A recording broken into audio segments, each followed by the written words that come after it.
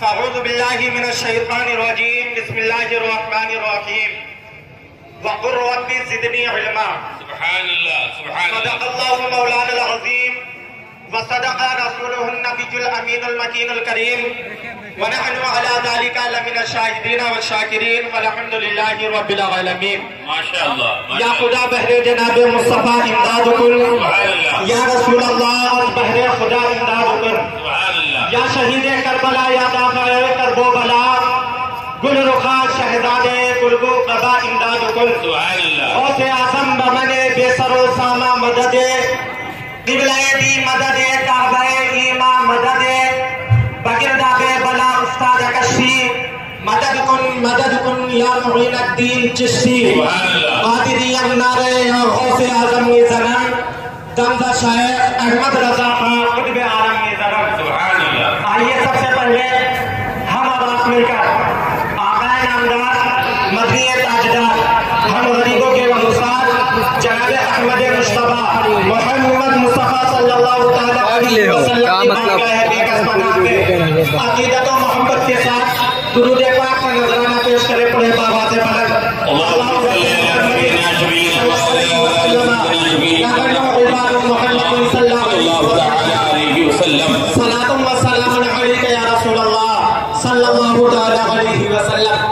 अज़ीज़ान मिल्लत इस्लामिया सरकार आला हजरत अज़ीमुल बरकत अशाह इमाम अहमद रज़ा खान फाज़िले बरेलवी हुज़ूर अलैहिस्सलातु वस्सलाम की शान अक़दस में यूं इरशाद फरमाते हैं कि सरवर कहो कि मालिको मौला कहो तुझे, सरवर कहो कि मालिको मौला कहो तुझे, बागे खलील का गुले ज़ेबा कहो तुझे, बागे खलील का गुले ज़ेबा कहो तुझे, और तेरा तो वस्फ़ है बेपनाही से है बरी, है राज़ मेरे शाह मैं क्या क्या कहूँ तुझे, लेकिन नज़र खत में सुखर इसने कर दिया, खालिक का बंदा खल्क़ का आका कहूँ तुझे, खालिक का बंदा खल्क़ का आका कहूँ तुझे।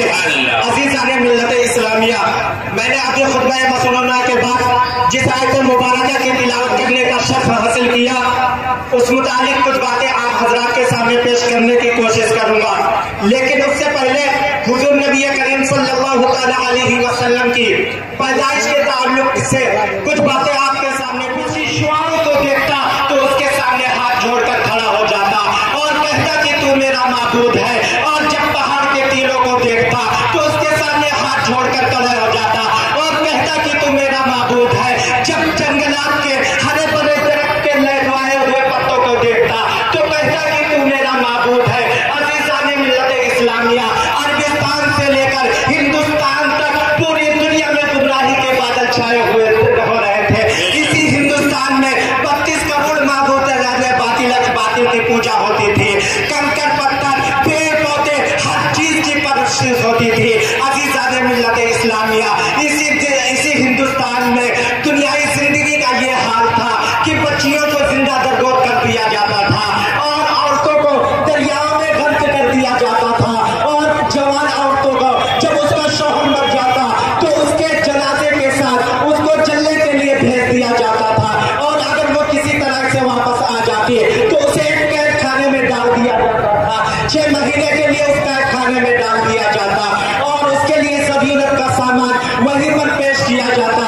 अगर वो वहां से भी बचकर आ जाती तो उसके चेहरे पर कालिक को पोंछकर गद्दी पे बिठाकर पूरी बस्ती में घुराया जाता और ये पैगाम दिया जाता कि ये मनहूस औरत है। अज़ीज़ान मिल्लत इस्लामिया, और अरबिस्तान की सरजमीन का ये हाल था कि बास कबीलों में बच्चियों को पैदाइश को मनहूस समझा जाता था।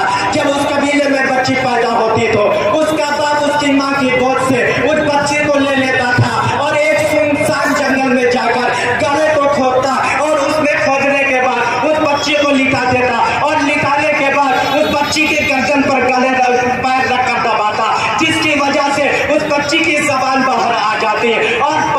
शक्ल पर बहुत बाप की आंखों में आंसुओं के बजाय खून टपकने लगता था, उसके सर पर गुस्से से पसीना टपक रहा होता था। अजीज़ान मिल्लत इस्लामिया, ये हाल दुनिया के पाए जा रहे थे, लेकिन अल्लाह रब्बुल इज्जत ने इस दुनिया के मुसलमानों पर अपना फजल फरमाया। जब इस दुनिया की हालत को सुधारना चाहा तो फरिश्तों को हुक्म दिया कि ए फरिश्तों, आसमान को सजाया जाए। फरिश्तों ने आसमान को सजाया। उसके बाद फरिश्तों ने अर्ज किया कि अल्लाह रब्बुल इज्जत अब आएंगे महबूब। अल्लाह रब्बुल इज्जत ने जवाब दिया कि अभी तैयारी मुकम्मल नहीं हुई है, अभी आसमान को तारों से सजाया जाए। आसमान को तारों से सजाया गया। अब आएंगे महबूब, अभी तैयारी मुकम्मल नहीं हुई है, पहले जमीन को बसाया जाए, उस पर पेड़ पौधे और फूल पौधों को उगाया जाए। अब फरिश्तों ने अर्ज किया कि मौला तबारक व तआला अब आएंगे महबूब। अल्लाह रब्बुल इज्जत ने इरशाद फरमाया कि अभी तैयारी मुकम्मल नहीं हुई है।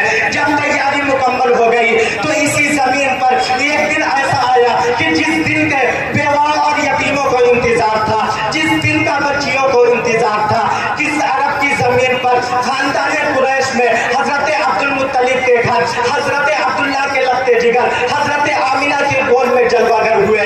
जब हुजूर जलवागर हुए तो यतीमों ने कहा था आसरा आ गया, बेवाओं ने कहा था सहारा आ गया, बच्चियों ने कहा था हम सबका मुद्दा आ गया। इमाम इश्क मोहब्बत बरेली की सरजमीन से पुकार उठे कि सुबह तैबा में हुई बड़ा नूर का, सुबह तैबा में हुई बड़ा नूर का, सबका लेने नूर का, आया है नूर का। और जब हुजूर जलवागर हुए और इमाम इश्क मोहब्बत ने हुजूर की जलवागरी देखी तो बरेली की सरजमीन से पुकार उठे कि लम याती नज़ीरों का फी नज़री पैदा जाना। जब राज को ताक तोड़े सरसों है तुझको चाहे दूसरा जाना। जब हुजूर की जलवागरी देखी और उनके नवाजने का अंदाज देखा तो इमाम इश्क मोहब्बत इरशाद फरमाते हैं कि आलम भी आतश व सखर कातम ए गैस हुए पाका अपने करम पर सर हारे रिम जिम रिम जिम तो बूंद इधर भी गिरा जाना, तो बूंद इधर भी गिरा जाना। मिल्लत इस्लामिया, अभी आप कुछ देरों के बाद अपने माथों की निगाहों से तकरीबन 16 हिफाज़े किराम के सर पर ताज़े जर्रे देखेंगे। मैं मुबारकबाद पेश करता हूँ इस मदरसे के असातिज़ा को, इस मदरसे के अराकीन को कि जिनकी मेहनतों और काविशों का नतीजा है कि आज आपके सामने 16 हिफाज़े किराम फातिहीन के शक्ल में नजर आ रहे हैं। अज़ीज़ान मिल्लत इस्लामिया, वाकई काबिल तारीफ के लायक है ये असातिज़ा कि जिस दौर में घर चलाना मुश्किल है, उस दौर में इन्होंने मदरसे को चलाकर कौम को 16 हाफिज़े कुरान अता फरमाए हैं। अज़ीज़ान मिल्लत इस्लामिया, वाकई काबिल तारीफ के लायक है ये असातिज़ा। मैं आपसे पूछना चाहता हूँ कि अगर कोई बच्चा हाफिज़े कुरान बनता है तो उसके लिए उसे बहुत मेहनत करनी पड़ती है, उसके पीछे बहुत मेहनत लगती है, तब जाकर कोई बच्चा हाफिज़े कुरान बनता है। कोई बच्चा ऐसा नहीं है कि जो एक दिन में हाफिज़े कुरान बन गया हो। कोई मदरसा ऐसा नहीं है कि जिसमें रात में सुलाया जाता हो और दिन में उसके सर पर पगड़ी बांध दी जाती हो। अज़ीज़ान मिल्लत इस्लामिया, ये हाफिज़े किराम इतना मेहनत करते हैं, लेकिन हम उनके बदले में वो लोग क्या देखते हैं? हम उनके बदले में उन्हें जिल्लत और रुसवाई की निगाह से देखते हैं। अज़ीज़ान मिल्लत इस्लामिया, मैं आपसे पूछना चाहता हूँ, जब ये असातिज़ा किराम इतने मेहनत करते हैं तो क्या हमने कभी इनके लिए रास्ता दिया है? क्या हमने कभी इनके लिए जगह छोड़ा है? क्या हमने कभी इनकी इज्जत की है? आज कोई इनकी इज्जत करता हुआ नजर नहीं आता। अज़ीज़ान मिल्लत इस्लामिया, आज कोई इनकी कदर करते हुए नजर नहीं आता। खुदा की इज्जत की कसम, ये वो है कि जब तू पैदा हुआ है तो तेरे कान में आज़ारी इन्होंने पली है। ये वो है कि जब तेरे पेट में दर्द हुआ है तो इन्होंने पानी को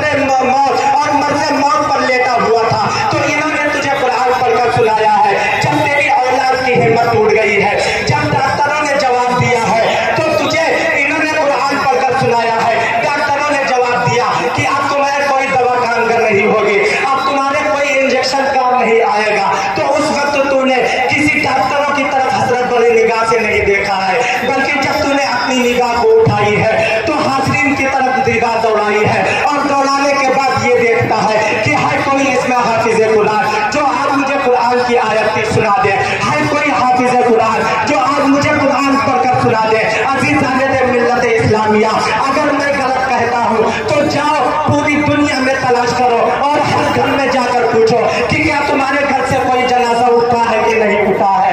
मैं खुदा की इज्जत की कसम खाकर कहता हूँ, पूरी बस्ती में कोई ऐसा घर नहीं मिलेगा जिस घर से ये जवाब मिले कि मेरे घर से कोई जनाजा नहीं उठा है। जब जाकर पता करोगे तो ये मालूम चलेगा कि मेरे घर से 2 जनाजे उठे हैं, कोई कहेगा मेरे घर से 4 जनाजे उठे हैं, कोई कहेगा कि मेरे घर का पूरा साफ हो गया है। साहिबो मरना तो सभी का है, मौत का वक्त सबको आना है। जब मौत की शक्ति आती है तो बाप अपने बेटों को हजरत बड़ी निगाह से देखता है और कहता है, शहजादो हमने अपनी जिंदगी की पूरी कमाई तुम्हारे सामने छोड़कर जा रहा हूँ, ये करोड़ों जायदाद तुम्हारे सामने छोड़कर जा रहा हूँ, उसके बदले में जरा हमें कुरान सुना दो। तो वो बेटा जो बाप के जायदाद को इस्तेमाल करता है, अपने बाप के सामने गर्दन को झुका लेता है और झुका कर कहता है कि ए बाप, तूने हमें इंजीनियर तो बनाया था लेकिन कुरान का कारी ना बना सका, तू हमें मास्टर तो बनाया था लेकिन कुरान का हाफिज ना बना सका, तू हमें इंजीनियर तो बनाया था, तूने हमें मास्टर तो बनाया था लेकिन कुरान का हाफिज ना बना सका। अल्लाह अकबर। ये सारे बेटे उस वक्त किसी और को तलाश नहीं करते हैं, बल्कि मदरसे में जाकर एक तालिबे इल्म को तलाश करते हैं और उससे कहते हैं कि मेरे बाप के सामने कुरान करीम की तिलावत कर दे। मैं आपसे पूछना चाहता हूँ, उलमा के खिलाफ जबान बोलने वालों, उलमा के खिलाफ जबान तोड़ने वालों, जब तुम्हारे सीने में सांस अटकी है तो तुम्हारा आज मकतब का बच्चा काम आ रहा है, फिर भी तुम उनको गालियां देते हुए नजर आ रहे हो, फिर भी तुम उनको बुरा कहते हुए ना रहे हो। आज अगर कोई तुम्हें काम आ रहा है तो वो मकतब का बच्चा ही है। खुदा की इज्जत की कसम, तूने उसके हाथ को पकड़ा है और हाथ पकड़ने के बाद अपने बाप के सामने लाकर खड़ा कर दिया है और ये कहा है कि कुरान शरीफ की तिलावत शुरू कर दे। जैसे ही उस बच्चे ने कुरान शरीफ की तिलावत शुरू की है, इधर उस बच्चे ने सूरह यासीन शरीफ की तिलावत शुरू की है, उधर रब के रहमतों के फरिश्ते उतरना शुरू हो जाते हैं और जैसे ही रब के रहमतों के फरिश्ते उतरे हैं वैसे ही बाप की रूह आसानी से निकल जाती है, बाप का दम आसानी से निकल जाता है और सांसों की माला टूट जाती है और बिखर कर हवा में बिखरने लगते हैं। बाप खुशी खुशी रुखसत हो जाता है। अजीज़ान मिल्लत इस्लामिया, मैं आपसे पूछना चाहता हूँ, अपने बाप की जायदाद इस्तेमाल करने वालों, अगर तुझे बाप का इतना ही डर था, अगर तुझे बाप की इतनी ही परवाह थी तो कुरान तुझे पढ़ना था, कुरान तुझे सुनाना था, लेकिन आज कुरान ये पढ़ रहे हैं और तू इन्हें गाली देकर सुना रहा है। खुदारा इनकी इज्जत कर लो, खुदारा इनका एहतराम कर लो। और तुम्हारे दिलों में इनकी इज्जत नहीं है, लेकिन कल क़यामत के दिन तुम्हें इनकी इज्जत का पता चल जाएगा जब अल्लाह रब्बुल इज्जत फरिश्तों को हुक्म देगा कि ये मेरे फरिश्ते जाओ, जमीन पर जाओ और जिस जगह ये हाफिज़े कुरान बैठकर कुरान पाक याद करते थे उस जगह की मिट्टी को उठा कर लाओ। वो फरिश्ते जाएंगे और मिट्टी को उठा कर लाएंगे और मिट्टी के लाने के बाद मीज़ान के एक पल्ले में रख देंगे और दूसरे पल्ले में इस उम्मत के गुनाहगारों को रखा जाएगा। तो उस मिट्टी के बदले में जितने गुनाहगार बदल होते जाएंगे, अल्लाह रब्बुल इज्जत उन सबकी मग़फ़िरत करता जाएगा।